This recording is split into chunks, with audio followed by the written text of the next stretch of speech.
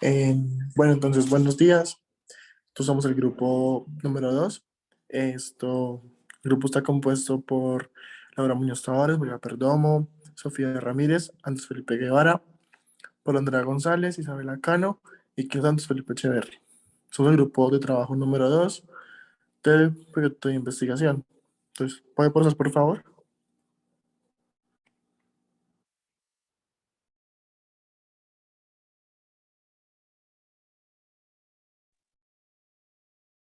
Listo, entonces para empezar con la identificación de nuestro paciente, es una paciente femenina de 75 años, nació el 19 de septiembre de 1946, es procedente de Circaya Quindío, es ama de casa y la religión es católica. Siguiente, por favor. El motivo de consulta es pérdida de memoria. Entonces, es una paciente femenina de 75 años de edad, que hace aproximadamente 4 años consulta al neurólogo en compañía de su hija, quien es la informante, refiriendo una pérdida progresiva de memoria a corto plazo de la paciente, acompañada de algunos cambios conductales y emocionales como irritabilidad, aislamiento, ansiedad y depresión. Lo anterior sin mayor repercusión en las actividades instrumentales de la vida diaria, por lo cual se le manda un TAC cerebral y laboratorio para tamizaje de demencia, teniendo resultados normales en el TAC.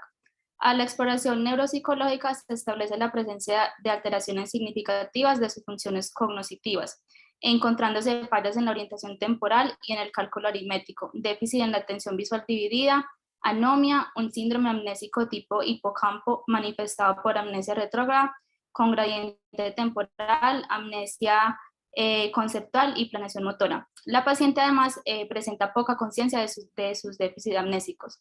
Es enviada unos parches dérmicos de rivastigmina y sertralina para tratar sus síntomas.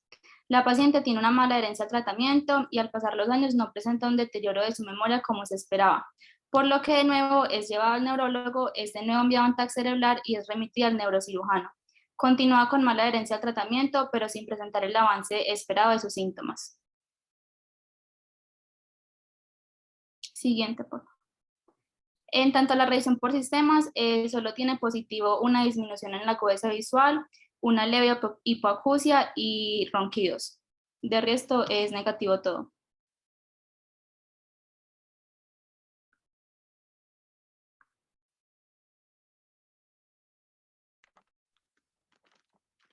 Bueno, ya en cuanto a los antecedentes personales en patológicos, pues la paciente sufre de hipertensión arterial, la cual se encuentra pues tratada y en metas. Aparte de esto, un hipotiroidismo también tratado y en metas y pues la enfermedad del Alzheimer que está en estudio. En cuanto a los quirúrgicos, tenemos una histerectomía, una oforectomía unilateral y una colicistectomía. Traumáticos y toxicoalérgicos los niega. En inmunológicos tenemos pues que el esquema de vacunación está completo, incluyendo pues las 3 dosis de COVID. Y en farmacológicos, pues toma losartán de 50 miligramos, anlodipino de 5, levotiroxina 75, sertralina y tiene un parche de rivastigmina. Por otro lado, tenemos entonces los hábitos de la paciente, los cuales tenemos en saludables, el sueño reparador que es de 8 horas, los de riesgo que son sedentarismo, dieta alta en carbohidratos y grasa. Y ya pues finalmente en los ginecobstétricos tenemos menarca a los 13, telarca a los 12, bubarca de 11, sexarquía 16, número de compañeros sexuales 1, fecha de última menstruación fue hace 30 años, gestaciones 5, parto 5, cesárea 0, aborto 0, vivo 5, mortinato 0 y ectópico 0. La fecha de último parto corresponde al 14 de septiembre del 1975 y la histerectomía pues fue hace 30 años. En este momento pues la paciente no cuenta con una vida sexual activa y tampoco se ha realizado pues una citología y ni una mamografía ni un autoexamen de seno.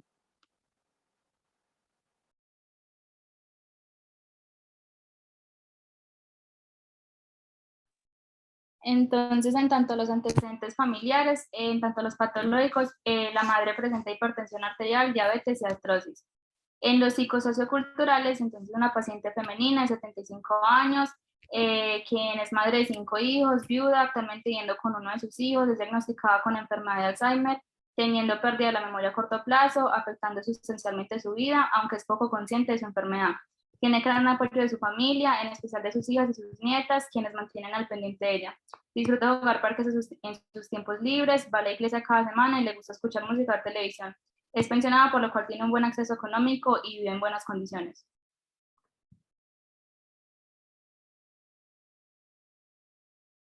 El familiograma, pues básicamente se ve ambos padres que ya no pues, están muertos, tiene una hermana que está viva, su esposo está muerto y tienen sus 5 hijos vivos, pues con cada uno con sus hijos, o sea, los nietos de ella.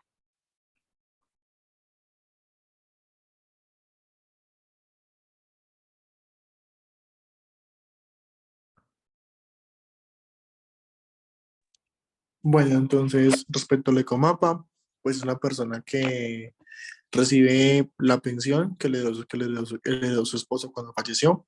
Es una persona que cree en Dios, va a la iglesia, tiene como hobby jugar parqués, es una persona que es muy familiar, es una persona que tiene una vida social activa, cuenta con el apoyo de toda su familia, pues más que todo hijos y nietos, y pues recibe ese caso Quindío. Siguiente, por favor.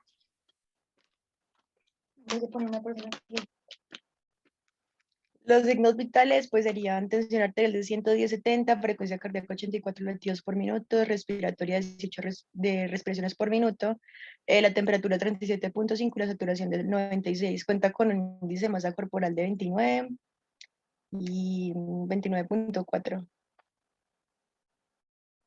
Siguiente. Bueno, en el examen físico, pues así como datos positivos, encontramos pues que la paciente se encuentra pues desorientada en lo que serían tiempo, espacio y persona. Ya pues tenemos entonces que la paciente es normolínea, se encuentra hidratada, en la cabeza y el resto pues se encuentra sin alteraciones. Siguiente.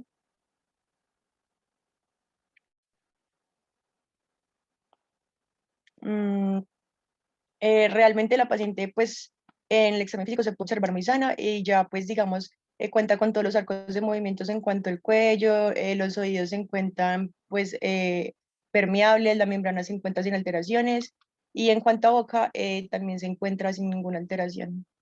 Siguiente.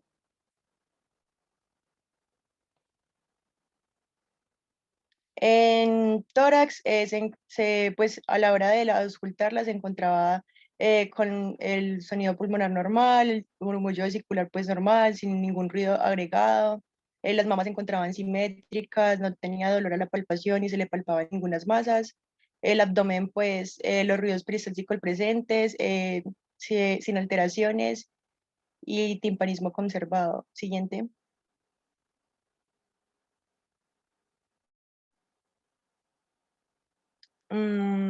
Ya en cuanto pues neurológico, tenemos que los pares craneales se encontraban sin alteraciones, la fuerza del tono aún la seguía pues estaba bien y lo mismo la coordinación y la marcha. Siguiente.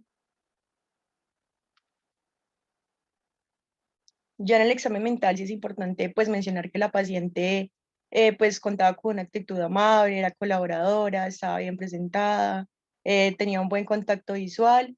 Ya en el examen pues mental vimos que se encontraba pues orientada pues autopsíquicamente pero desorientada a lo psíquicamente. Tenía una memoria retrospectiva alterada, tenía hipomnesia y amnesia lacunar, euproséxica, tenía una abstracción verbal y no verbal alterado, la habilidad emocional, aparte se encontraba, digamos, con irritabilidad ocasional, no presentaba ninguna alteración sensoperceptiva ni en el lenguaje, presenta somniloquia, hiporexia y ya pues tenemos que la paciente pues sexo femenino, género femenino, heterosexual y tenía además de esto pues como importante mencionar una introspección, una prospección inadecuada. Siguiente.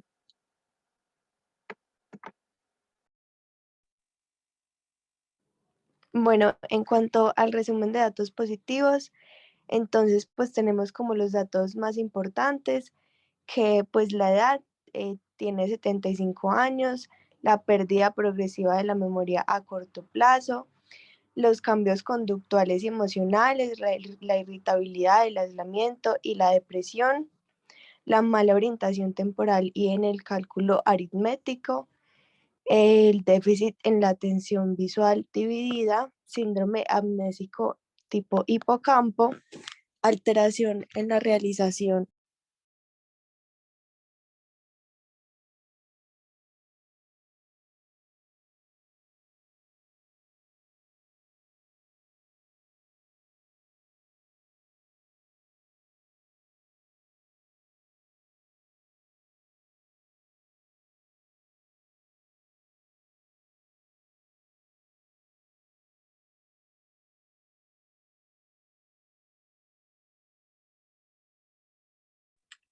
Ay, qué pena, se paró sin darme cuenta.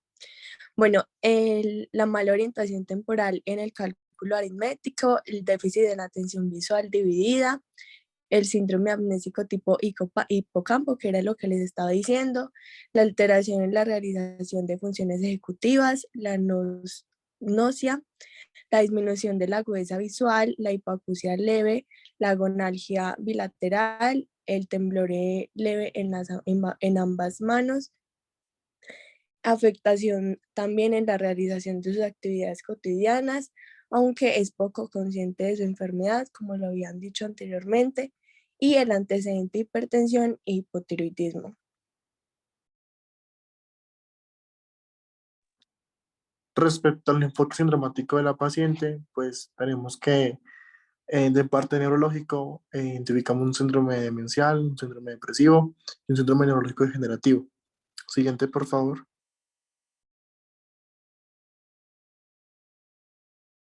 Ya aquí entonces tienen que tener en cuenta algunas cosas. Por ejemplo, puede haber un periodo prepatogénico que puede desarrollarse por algunos factores a los que la persona estuvo expuesta. Entonces aquí vemos algunos agentes causales y también hay que tener en cuenta en qué clase de ambiente vivía la persona, cómo se encontraba, cuáles ejercicios de memoria o no hacía, que eso también ayuda con la prevención primaria. Y entonces también decimos que la degeneración de la corteza de la sustancia negra también puede ser uno de los factores más importantes para que todo esto se desencadene. Entonces también otra cosa que hay que tener en cuenta es que hay unas etapas. Puede ser leve, moderada y severa. En la leve la persona puede comportarse normalmente y solamente pierde alguna memoria de eventos muy básicos. Y además, aunque tiene dificultades para resolver problemas o situaciones cotidianas, siempre puede hacerlas. Ya en la moderada ya hay una necesidad de ayuda, de que alguien esté al pie diciéndole esto es lo que hay que hacer diariamente, y se empiezan ya a mostrar cambios mucho más emocionales, la persona empieza a aislarse y empiezan a tener, digamos, momentos depresivos o la persona pasa por diferentes inconvenientes. En la severa ya la persona tiene que tener a alguien al lado sí o sí. Y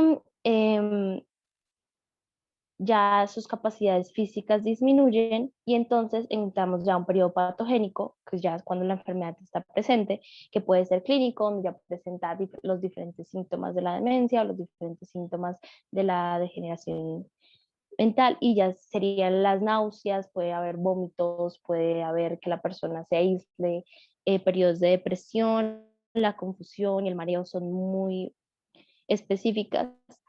Y ya a nivel subclínico podemos decir que puede estar causado por las placas seniles, se asocian a esta generación, y también hay una muerte neuronal muy rápida ya a esta edad. Entonces esa sería como la contextualización del caso.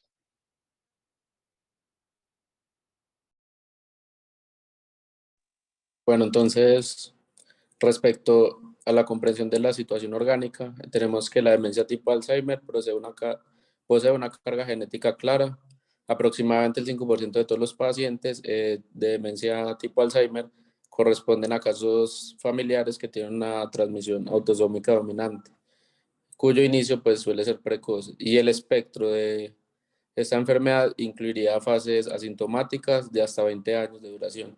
Entonces tenemos que tiene 3 estadios, en el cual el primero se caracteriza por una amiloidosis cerebral, estadio 2, amiloidosis más disfunción sináptica o neurodegeneración, y estadio 3, amiloidosis más neurodegeneración y deterioro cognitivo sutil.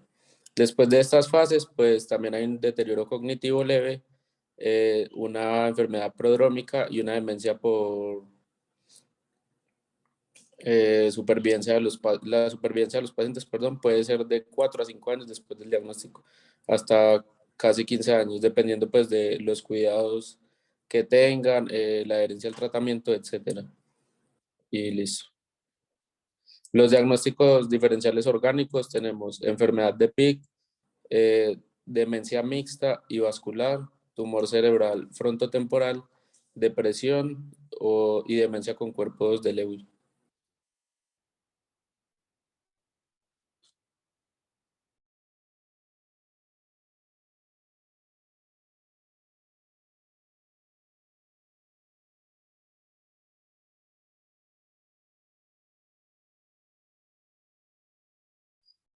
Bueno, en tanto al impacto en la funcionalidad, entonces la enfermedad de Alzheimer lleva a un deterioro cognitivo que afecta el desempeño de las actividades de la vida diaria, ya que se van a alterar las funciones mentales como es la memoria, el lenguaje y el razonamiento.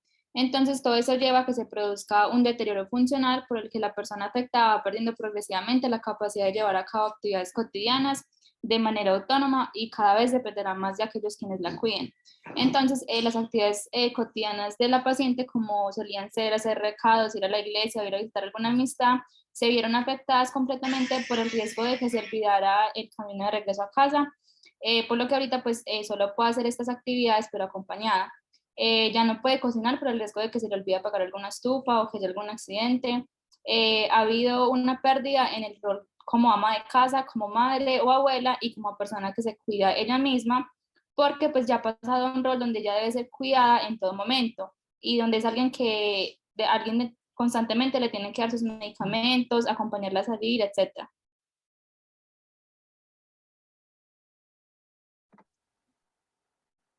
Ya en la correlación clínico-paraclínico encontramos pues que a la paciente se le realizaron 3 exámenes.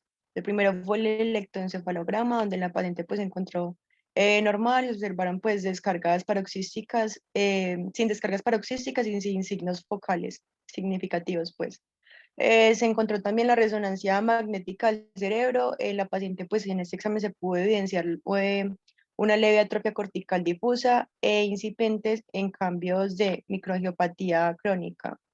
También se pudo observar lo que sería un leve engrosamiento mucoperóxico crónico de celdillas esmoidales y el piso de ambos antros pues, maxilares.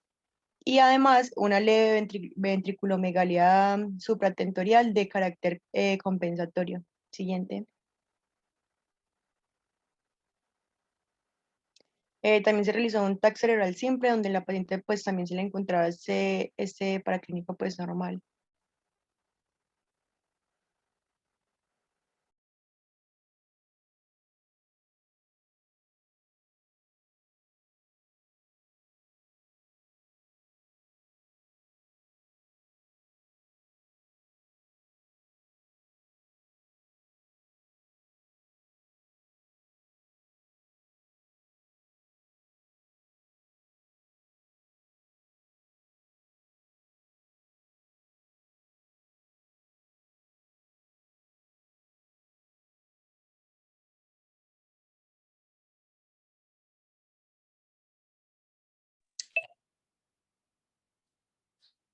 Bueno, en cuanto a las leyes diagnósticas, tenemos ley de lo más frecuente, demencia senil mixta o vascular, y enfermedad de Alzheimer, que es la de este caso. Ley de la prioridad, ante una pérdida de memoria progresiva podemos y debemos descartar un tumor cerebral y pedir una resonancia magnética. La ley de Agatha Christie, la causa más probable es una causa genética, debido a que este daño genético provoca este tipo de enfermedad, como lo es el Alzheimer. Y ley de la parsimonia, enfermedad de Alzheimer.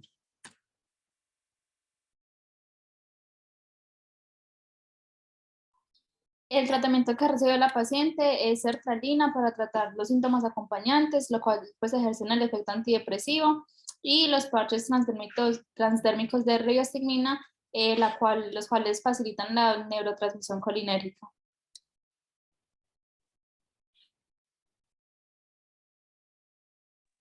Bueno, en el resumen de los diagnósticos, entonces tenemos el diagnóstico sindromático, que sería un síndrome demencial, el diagnóstico etiológico, que sería una senescencia neurológica, transmisión genética.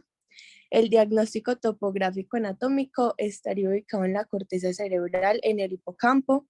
En el diagnóstico fisiopático, un déficit de la colina acetiltransferasa en la corteza cerebral, y el diagnóstico específico sería enfermedad de Alzheimer. Listo, entonces para hablar de cómo afecta la enfermedad la dolencia, entonces básicamente la enfermedad de Alzheimer causa una degeneración del cerebro que va a conllevar a un deterioro cognitivo que causa los síntomas como la pérdida de memoria, la dificultad para tomar decisiones y también problemas emocionales. Entonces, esta enfermedad pues va a afectar el paciente como tal, porque pues va a causar que esto se genere una gran dependencia de sus cuidadores. Y pues viceversa va a afectar como al entorno del paciente, porque estas personas pues van a tener que tener un cuidado a un nivel más extenso que pues de lo que estaba acostumbrado. También va a requerir de que las personas alrededor del paciente tengan mucha más paciencia, pues porque la persona va a empezar a repetir cosas, va a tener estados de ánimos variables. Entonces, pues esta es como la relación en tanto la dolencia del paciente y de sus entornos.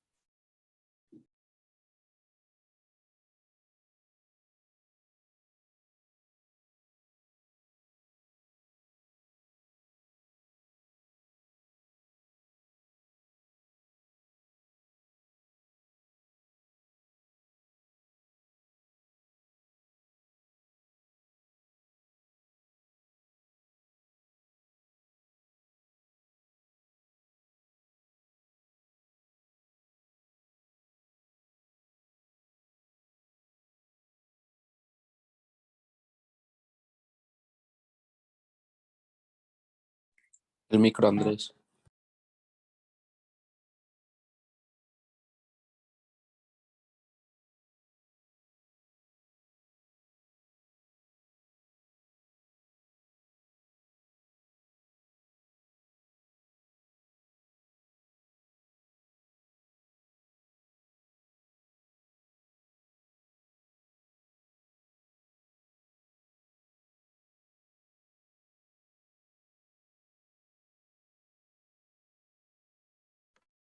Bueno, ya hablando pues de el plan integral del manejo propuesto en la paciente, pues tenemos, digamos, como varios puntos. Entonces, inicialmente tenemos pues el TAC cerebral simple, el control pues por neurología, el seguimiento pues en el tiempo para mirar pues precisamente la evolución de precisamente del mismo cuadro, la ribastigmina, pues continuarla, la rehabilitación cognitiva, una clínica de la memoria y aparte de esto pues adicionar la memantina de 10 miligramos vía oral por día y la sertralina.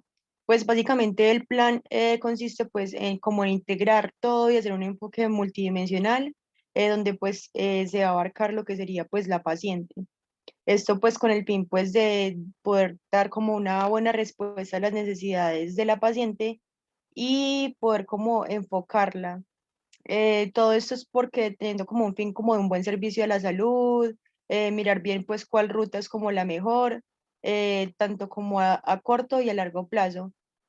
Todo eso con un fin pues de dar como un manejo y un mejor tratamiento y más acertado para lograr como una mejor vida, una mejor calidad de vida del paciente.